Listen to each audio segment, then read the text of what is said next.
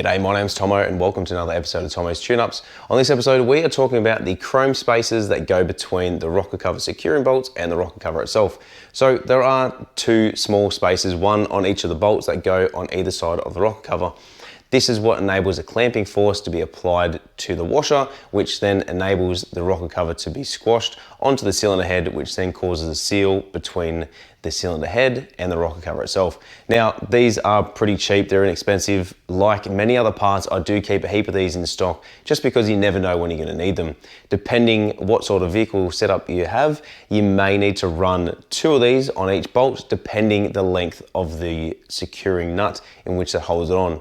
It is a common practice that I have done on several different vehicles, including the Morris Minor that I previously built, but yeah, these are pretty cheap, they're affordable. They're something that can come either as a full kit, so you can either get the T-bar bolt, for instance, or just the standard nut that comes with it, along with the spacer, and then of course underneath you will need to get the rubber as well. So you can either buy as a full kit or even just buy them individually. There are required 2 per vehicle, so if you haven't already, check them out on www.minisport.com.au and we'll see you right here on another episode of Tomo's Tune-Ups.